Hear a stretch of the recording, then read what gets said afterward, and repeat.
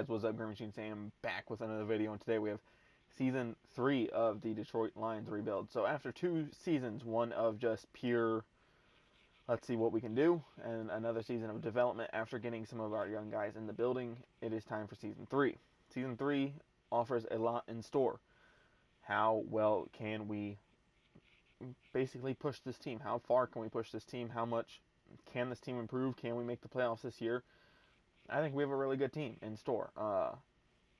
Just me personally. Got a new QB. Got a new running back. Got a lot of new things. So we fixed a lot of things in the offseason. Let's keep pushing, though. Some of the guys still need development, including on the O-line, QB, and in the secondary as well. But, hey, we have a good team now. We have Eric Jacobson, our new starting QB. That's a rookie. We brought in Derrick Henry, Gus Edwards, and Jakeem Grant over the last 2 seasons. Derrick Henry was a trade, of course. And then we brought in Darius Slayton, Devontae Adams, Zach Pascal, Antonio Brown, and John Ross as well. So, pretty interesting group. Taysom Hill at fullback, TJ Hawkinson and David Njoku at tight end. We brought in 2 guys in the draft last year at right guard and right tackle, Frank Ragnow. Orlando Brown and Owenu finish out the O-line. Orlando Brown was a signee. Frank Ragnow is a guy that we have continued to develop. And then Owenu is a guy that we traded for early on in Season 1. We brought in Chandler Jones via trade, Poona Ford via free agency, Harrison Smith via free agency, as well as J.J. Watt. And this is where it starts to get really shitty, is like I was talking about last season, development trait regression is here. But it never regresses the right people. It regressed Harrison Smith and Chandler Jones. Well, Harrison Smith was already regressed. It regressed Chandler Jones. It regressed Isaiah Simmons all the way down to normal development. It regressed Skylar Walton down to normal development, and regressed Jeffrey Okudah down to star. So I'll probably be having that turned off, and it let, Trey Flowers, Trent Thomas, it let multiple guys that are backups continue to have their star development, but it gave away 2 starting linebackers who put up godly numbers last year. I just don't understand that. So it kind of sucks.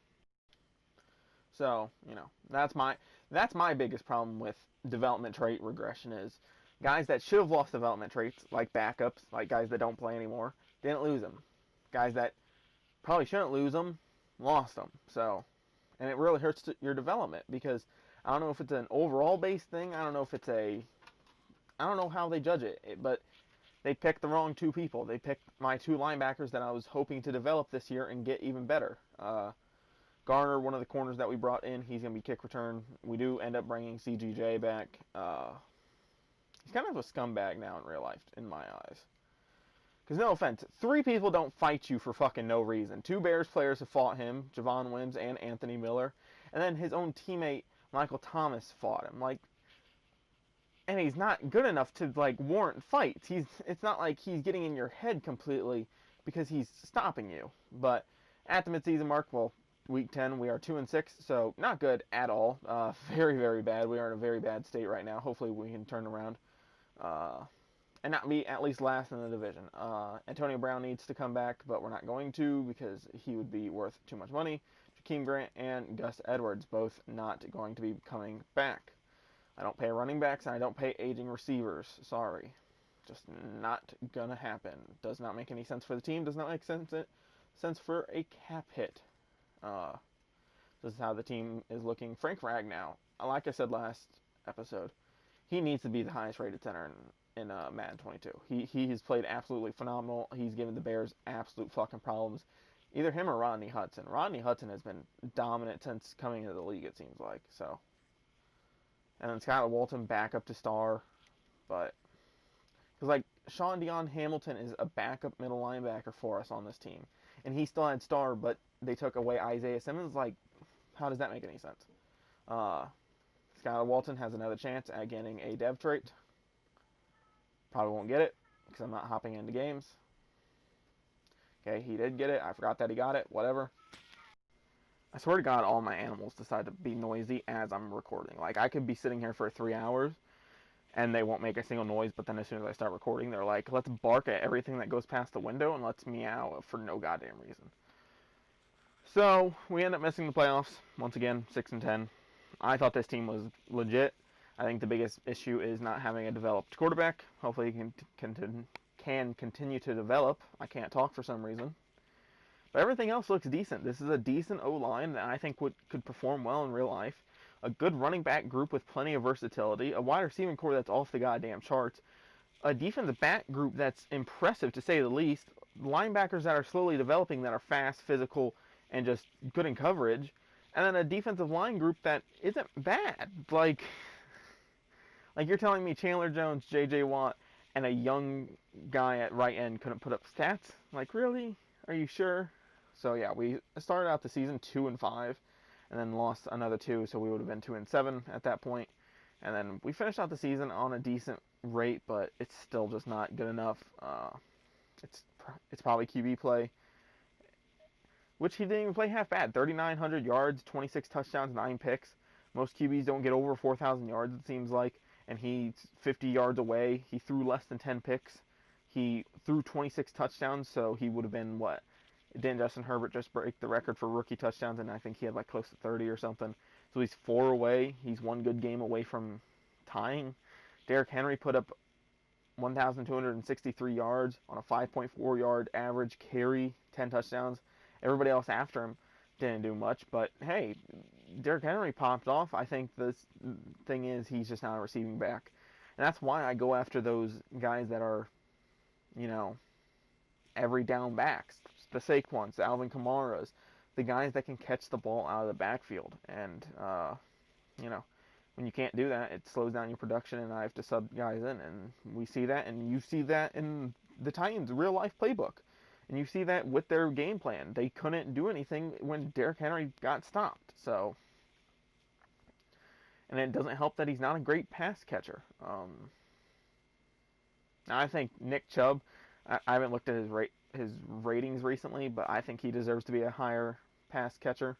J.J. Watt with 11 sacks, Chandler Jones with 8.5, Trent Thomas with 6, Trey Flowers with 3.5, Skylar Walton with 2.5, Dale Norris with 2.5, Isaiah Steele with 1. So, not a bad year. Interceptions, we have 2 for Skylar Walton, 2 for Harrison Smith, 1 for Isaiah Simmons, 1 for CGJ. They just did not throw at our corners, or our corners kept getting burnt. 2 forced fumbles, 1 for Walton, 1 for Smith. No recoveries, because normally Madden just has them recover it, because it's open field fumbles. 1 block kick by Josh Uche. I don't know. No safeties, 1 touchdown. Aldrich Rosas, perfect from extra points. 15 of 23 from field goals. That's just not going to cut it as well, especially if we're losing by 3 points or losing by less than 3 points. That's really going to suck. Jack Fox, not good. Not good. Your net average is 44. That's why I didn't want to pay you. I brought you back anyway, because you were on the Lions to begin with, and I didn't want to lose everybody. Pro Bowl, so since we did not make the playoffs or make the Super Bowl at least, I'm checking the Pro Bowl just to see who we got, if we got anybody in. As of right now, it doesn't look like anybody. J.J. Watt got first defensive tackle, so that's good to see. Back on top, back doing his thing. Khalil Mack, doesn't look like anybody else from our team is going to show up. Yeah, it does not look like it. Nope. Cool. That's fun. John Ross, punt returner, so that's cool. That's good for him. Just looking at some retirees. Aaron Rodgers retires. Damon Harris. Everson Griffin, Antonio Brown, Mike Pouncey, Julio. Just going to go to the lines real quick, see if anybody else retired. Just Antonio Brown. So we don't have a whole ton to bring back. It's just Jack Fox, Jakeem Grant, and Gus Edwards. Both the running backs, no point in bringing back. They're regressing. They're not good. They didn't do much for us. Jack Fox, I'd love to bring back, but I'm not spending money on him. So we do end up trading Big V and Taylor Decker finally. That is one problem with this Lions team, is that they have so much money invested into their tackles. They had Terrell Crosby, they have Taylor Decker, Big V. They have tons of money invested into that O-line, but it was still bad when we came in. So we're going after Trent Williams, Montez Sweat, Tony Pollard, Nyheim Hines, N'Keal Harry, Alexander Madison. We're spending money on Montez Sweat and Trent Williams just because these are two guys that could potentially flip the scale. We could get big increases from them. We do go after Rashawn Gary, Jack Fox, and a couple other guys. So we do end up trading Trey Flowers finally. He just he never produced, and he's this in-betweener. It seems like he's supposed to be a rush end, but it seems like he's supposed to be a 3-4 tackle. It seems like he's supposed to, it was so weird. So, trade him for Austin Eckler. He's going to be a good number 2 back with Henry. Hopefully he can have a better production rate when not being the lead back. So we do end up picking up Jeff Okudah's 5th-year option as well. Here's the thing about 5th-year options. If you think the person's going to be with you for a long-term contract, but you don't think they're quite worth paying them top 5 money right away, decline it and sign them right away. Sign them right away, get their contracts off the books. Get it, like, ready to go. Like Isaiah Simmons, I declined because I'm like, I can sign him for less than what he would be going for on his 5th-year option, which will ultimately save me money. So we do end up getting Trent Williams, Montez Sweat, Jack Fox, and Josh Sweat. Josh Sweat was the guy that I went back in to try to sign. Because if you see underneath the depth chart part, Trent Thomas lost his star development, so that's kind of shitty. Just terrible luck. Lost out on Pollard, lost out on Harry, Hines, Madison, Gary, a bunch of other guys that I wanted to go after as well. Couldn't quite go after them, but, well, I did, but they didn't accept. We do trade back from the number 2 pick to the number 4 pick, and the number 4 pick of the 2nd round with the Buccaneers. We do end up trading that pick, a 2nd round and a 3rd round for 2 firsts and a 2nd from the, Giants. Trade a 1st round pick and a 7th round pick for to move up. Trade multiple picks again for just different things. Trying to move up, trying to move down, trying to move around.